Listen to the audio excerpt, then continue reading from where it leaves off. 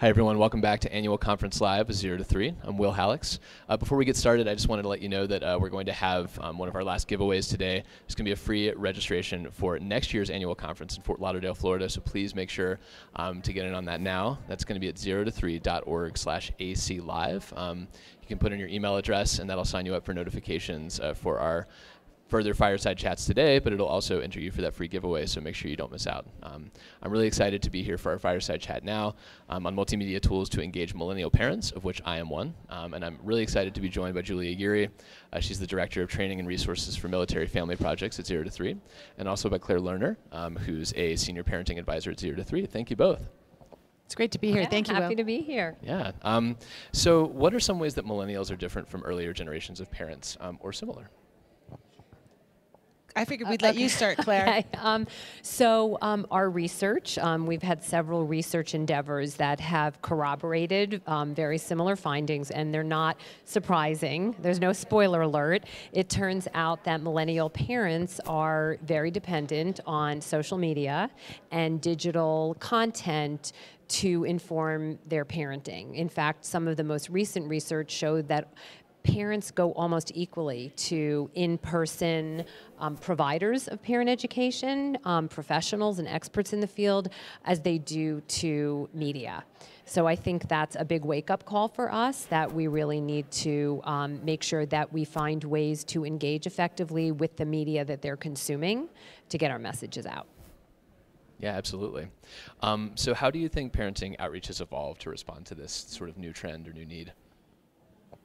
Well, I think Claire's going to talk a little bit about some of the things, but I know at 0 to 3, what we've tried to do is really kind of think about how we could be more purposeful in making information easier to access via mobile devices and social media, making sure that that's a big part of our message. We still traditionally make the brochures and the flyers like we have in the past, but really making sure that experience for parents, should they go to use their technology to access the information, that they're going to be able to have an easier time finding the information.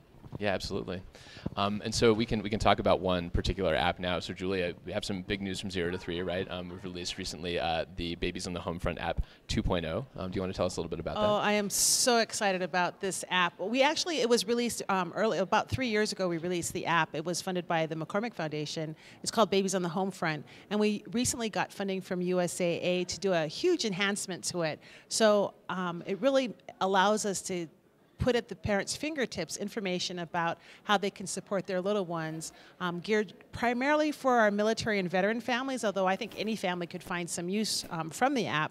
And it includes information like behavior tips if your child's having a tough time, like maybe if they're biting or hitting, how do you handle that? And it really kind of helps you to see the child's perspective of what that behavior might be saying, and then how you might be able to respond to it. We also include information on activities, and for our military parents, when you're not with your child, it's really hard to think about how can you connect with a 6-month-old or a 10-month-old. And so we give a lot of ideas on how you can keep those connections strong in spite of the physical distance, to keep the baby in the mind of the parent and the parent in the mind of the baby.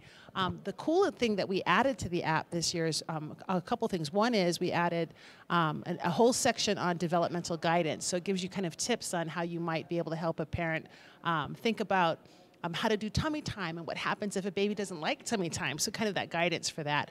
And then we also have a new way for parents to message each other. So parents can share an account and send messages that only they can see with each other. And they can have as many co-parents as they want, 2, 3, 4, 5, it doesn't matter, it has the title co-parent. They can send emojis to their baby that are made specifically for toddlers. They can also invite other caregivers for the family to view their media gallery. And their media gallery will have photos or videos, and that can be stored on a cloud account that's just for that family. So a lot of military parents are really concerned about security, and so this gives them an extra level of security for storing their photos. So could just imagine if you're a parent and you're away, but yet you can be a part of that bedtime routine by the video being shown reading a book or saying goodnight or singing a song, and really keeping that connection. Or you can at least see a video of your child taking their first step because it's captured there on the app. So we're very excited about it. It's free. You can get it through your app stores, whether it's Google Play or the iTunes Store. And it's in English and Spanish. That's great. Thanks so much. And I think so. In our digital audience right now watching, and we have a lot of professionals, early childhood professionals, and service providers. What guidance would you have for them in integrating multimedia approaches into their work? Well, I think that it's really important that it's personalized as much as possible. You know, we've always known that just handing parents information has limited value.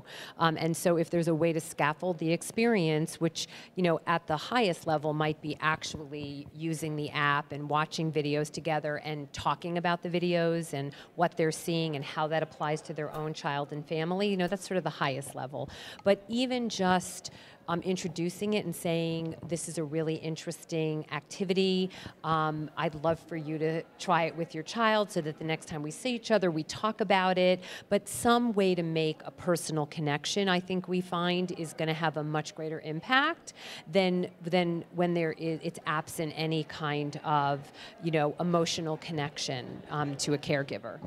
I think that so many of the professionals in our audience watching this, you have so much influence over the families you serve, and so being able to make that connection with families, they're looking to you to see what you think and what you're thinking about, what you're recommending, and so by using your ability to influence the relationship to share this experience together and wonder together about the information, it just brings that experience just one notch higher.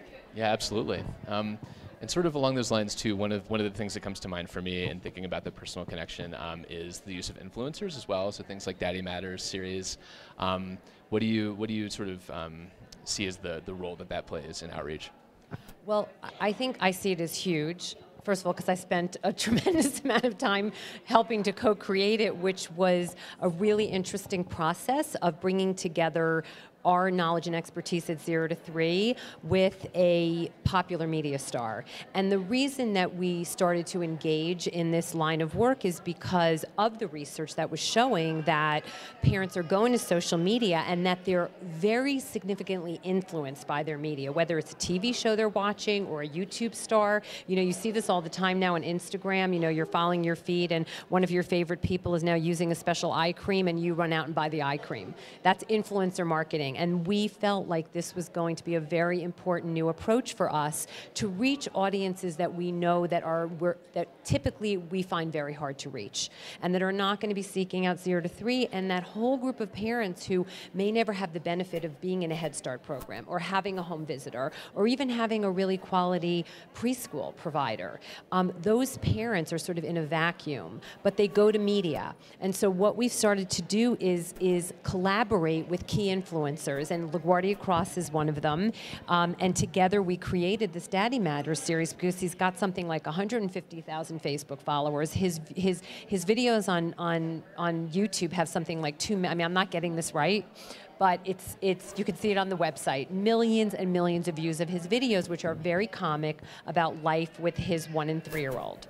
And so what we've done together is he's infused, using his own voice, a lot of the important messages about parental self-control and managing challenging behaviors and not getting it all right and the importance of seeking help, which sends very powerful messages to his audience that we want them to hear. And so we're feeling like this is only becoming more and more important, and we're going to be looking to engage with more influencers, figuring out who the people are that our audience that we want to reach is already going to.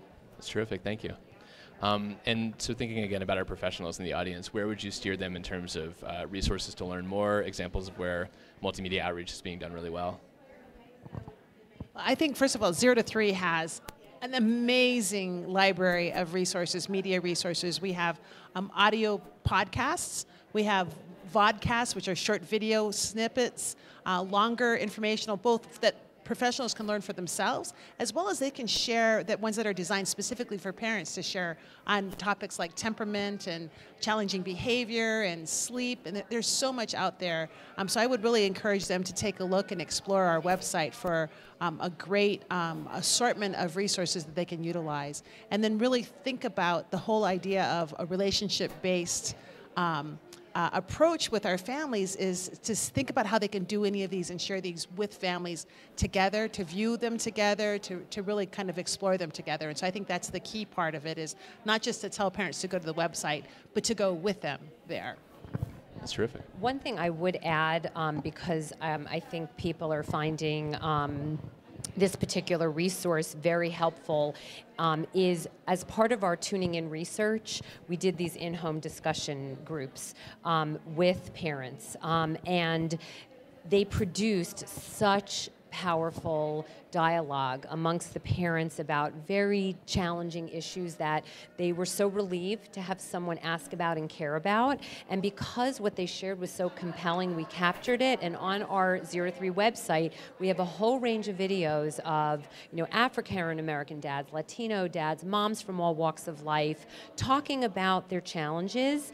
And what we're finding is that it's a great way to connect with other parents when they can see people who look like them, who sound like them, not an expert coming in and saying, you know, it's really important that you take 5 deep breaths before you react to your child who's provoking you. You've got parents they can relate to, sending those messages and showing the process of trying to figure out the best parent they can be. And so those are also great resources to use as conversation starters. And so I would encourage people on the website to explore those videos as well. And I also have to say that our professionals who are looking to support families to look around and use the media that they see every day. I mean, commercials on TV, TV shows, YouTube videos that go viral. There's so much that you can see and say, oh, I can show this to this particular parent, and then we can have a conversation that engages that. For instance, if you have a dad you're trying to reach and you see a sports star like Seth Curry and engaging with his daughter, then you can bring that and say, did you see that video of Seth Curry and his daughter? Isn't that wonderful? This is what we're talking. Did you see how she just glowed and how confident she was? That's that daddy relationship with the baby, and this is something we're working on together. So bringing in that things that we see every day in our media approaches and how we can use that to start conversations with our parents. That's terrific. Thanks so much. We do have some of these resources curated at 0to3.org/AC Live. You can go there to learn more, and also at the main website, 0to3.org, to see a lot of the resources that we've talked about today. At 0to3.org/AC Live, we also have our fireside chat schedule. Our next one is going to be at the top of this next hour, 3 o'clock Mountain Time. It's going to be on parental mental health therapy, so come back and join us for that. In the meantime, thank you both so much for being here. Thank you for having us. Thanks for having us. It was a delight. All right, we'll see you soon.